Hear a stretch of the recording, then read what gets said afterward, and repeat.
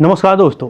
अक्सर बारिश के मौसम में हम सब ने आसमान में बिजली चमकते हुए कभी ना कभी जरूर देखा होगा और कभी कभी तो बिजली यहाँ गिरा वहाँ गिरा यह भी सुना होगा आप लोगों ने। कुछ लोगों को ये दृश्य अच्छा लगता है और कुछ लोग इससे काफ़ी डर भी जाते हैं। पृथ्वी की सतह पर हर एक सेकेंड में लगभग 100 स्ट्राइक होते हैं। आज हम चर्चा करेंगे कि आखिर आसमान में बिजली कैसे बनती है।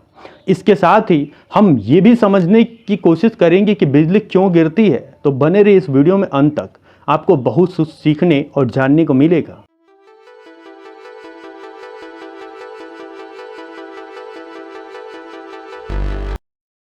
दोस्तों, सबसे पहले हम यह जानने की कोशिश करते हैं कि आखिर बिजली बनती कैसे है।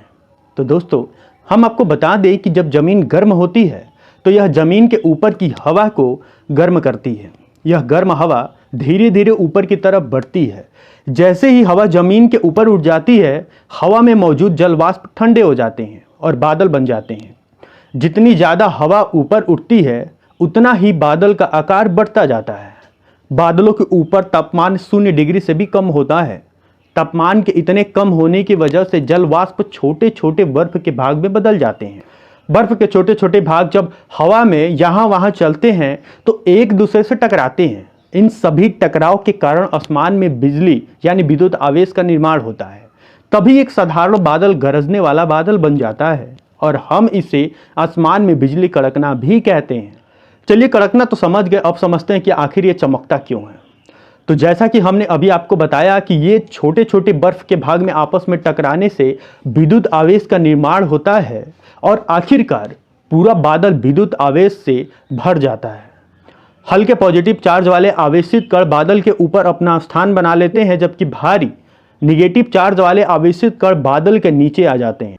जब पॉजिटिव और निगेटिव चार्ज काफ़ी बड़े हो जाते हैं तो एक विशाल चमक के साथ जोरदार बिजली बादल के भीतर दोनों चार्जों के बीच कड़कती है।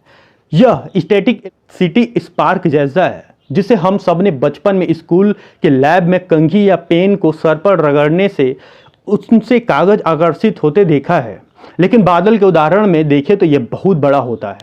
दोस्तों, लाइटिंग यानी बिजली का कड़कना या फिर आसमानी बिजली 3 प्रकार की होती है।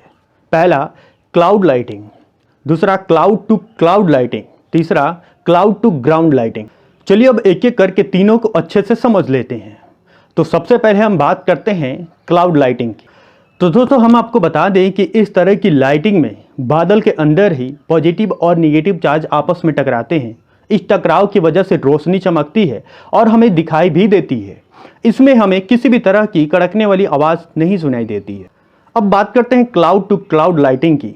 तो हम आपको बता दें कि इस तरह की लाइटिंग में जो बड़े बादल ऊपर होते हैं वो अपना चार्ज उनसे नीचे छोटे वाले बादल में डिस्चार्ज कर देते हैं। इसे हम क्लाउड टू क्लाउड लाइटिंग कहते हैं। इसमें सबसे बड़ी जोर की बिजली चमकती है और बहुत ज़्यादा रोशनी पैदा होती है। इस तरह की लाइटिंग में जोरदार आवाज़ भी होता है जिसे हम ज़मीन पर सुनते हैं। अब बात करते हैं क्लाउड टू ग्राउंड लाइटिंग की। तो हम आपको बता दें कि यह लाइटिंग हमारे लिए बहुत खतरनाक होता है। आखिर ये इतना खतरनाक क्यों होता है? दोस्तों, जैसा कि हमने आपको पहले ही बताया कि हल्के पॉजिटिव चार्ज वाले आवेशित कण बादल के ऊपर और भारी निगेटिव चार्ज वाले आवेशित कण बादल के नीचे होते हैं, इसलिए अधिकांश बिजली बादलों के अंदर ही कड़कती है, लेकिन कभी कभी यह बादल और जमीन के बीच चमकती या गिरती है। तो यही हम सबके लिए काफ़ी खतरनाक हो जाता है। चलिए अब यह समझ लेते हैं कि आखिर बिजली जमीन पे गिरती क्यों है। तो दोस्तों, हम आपको बता दें कि पॉजिटिव चार्ज का निर्माण बादल के नीचे जमीन पर भी होता है, जो बादल के निचले हिस्से में निगेटिव चार्ज की तरफ आकर्षित होता है। जमीन पर मौजूद वस्तुएं जैसे कि स्टील, पेड़ और पृथ्वी धनात्मक रूप से आवेशित हो जाते हैं। जमीन से पॉजिटिव चार्ज बादलों में पहले से मौजूद निगेटिव चार्ज को एक चिंगारी से जोड़ता है और इसके साथ ही एक जोरदार कड़कने की आवाज़ होती है और हमें एक चमकती हुई रोशनी दिखाई देती है। और आपको यकीन नहीं होगा कि यह बिजली 3 करोड़ किलोमीटर प्रति घंटे की रफ्तार से ऊपर की ओर प्रवाहित होती है। और यही उत्तर है उस जिज्ञासा भरी प्रश्न का कि बिजली कैसे गिरती है। यानी कि बिजली जमीन पे गिरती नहीं बल्कि इसका उल्टा होता है और बिजली जमीन से बादल में जाती है। दोस्तों जमीन का पॉजिटिव चार्ज किसी ढांचे के इर्द गिर्द केंद्रित होता है, जैसे कि पेड़, पहाड़, बिजली के ऊंचे ऊंचे ट्रांसमिशन टावर, ऊंची इमारतें, जहां तक कि इंसान या कहे तो आम लोग। वीडियो में पहले बताए गए उदाहरण से समझ गए होंगे कि जहां धनात्मक यानी पॉजिटिव चार्ज होगी बिजली वहीं गिरेगी। इसलिए पृथ्वी पर मौजूद जितनी भी ऊंची वस्तुएं हैं उन पर बिजली गिरती है। वैसे जब बिजली गिरती है तो उसमें इतना आवाज क्यों होता है? तो हम आपको बता दें कि जब बिजली कड़कती है तो वह बेहद गर्म होती है, जिसका तापमान लगभग 27,000 डिग्री सेंटीग्रेड होता है। एक फ्लैश अपने चारों ओर मौजूद हवा को गर्म कर देता है। यह गर्मी आसपास की हवाओं को तेजी से फैलने और कंपन करने का कारण बनता है, जो बिजली की चमक को देकर थोड़ी देर के लिए हमें जोरदार आवाज सुनाई देती है। खैर दोस्तों, कई लोग का यह सवाल होता है कि क्या मोबाइल पर बात करने से बिजली गिरने की अधिक संभावना है, और इसका जवाब है नहीं।